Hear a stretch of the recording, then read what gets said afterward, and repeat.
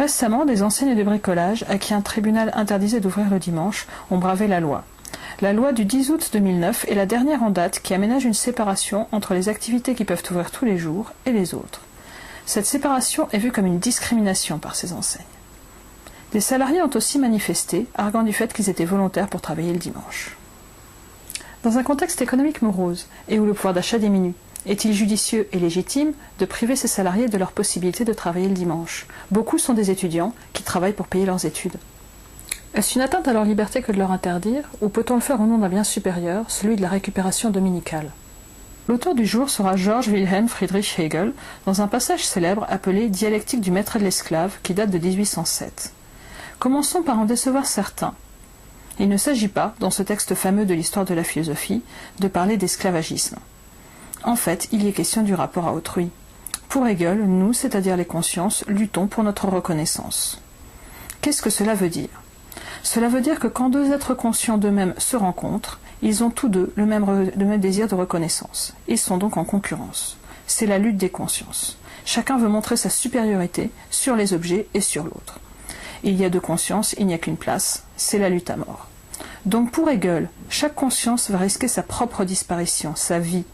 Mais personne ne mourra effectivement, parce que pour être reconnu, il faut quelqu'un qui vous nous reconnaisse. Être reconnu par un cadavre ne compte pas. Donc, va s'installer un rapport de domination. Nous voulons tous nous affirmer, certes, mais certains vont capituler devant le risque d'opposition. Ce seront les consciences esclaves. Les autres, qui sont prêts à mourir pour être reconnus, ceux pour qui le désir est plus fort que la mort, ceux-là seront les maîtres. A priori, c'est maître 1, esclave 0. Mais c'est mal connaître le philosophe allemand. Très vite, la situation se retourne et il apparaît que le maître ne veut pas travailler, car ce serait déchoir et se commettre avec les objets. Seul l'esclave travaille. Le maître va donc se mettre à dépendre matériellement de l'esclave. Le maître a prouvé qu'il était supérieur aux objets, à la nature, mais il n'exerce pas sa supériorité. Sa supériorité sur la nature est réalisée dans le travail de l'esclave. Le maître vit donc dans un paradis qu'il ne doit qu'au travail de l'esclave. Tout ce qu'il consomme, tout ce qu'il désire est produit par l'esclave. Le maître, sûr de sa domination, ne produit rien. Il est donc dépendant de l'esclave en fait. L'esclave est-il pour autant inférieur? Son travail est-il la preuve de son infériorité? En fait non, car en travaillant, on apprend plein de choses. L'esclave apprend notamment à être patient, à ne pas tout vouloir tout de suite, à compter avec le temps qu'il ne maîtrise pas.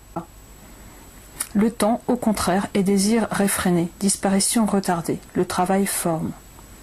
L'esclave, en travaillant, apprend à transformer la matière, le donner, pour donner naissance à ses idées. Il transforme la nature en marchandise, il transforme l'être. Le maître, qui est resté oisif et sûr de sa supériorité, n'apprend rien et au contraire se repose sur l'esclave. Donc c'est bien l'esclave le plus libre, finalement. Et on serait tenté d'en conclure que, concernant notre sujet, travailler le dimanche serait donc libérateur. Or, il s'agit de boulots alimentaires. Il s'agit donc bien plutôt de l'exploitation de la situation de faiblesse de certains salariés. Gageons néanmoins que les mouvements de contestation des conditions de travail gagneraient à réfléchir la philosophie de Hegel et à se demander quelles sont les conditions de travail qui permettent au travail d'être véritablement libérateur.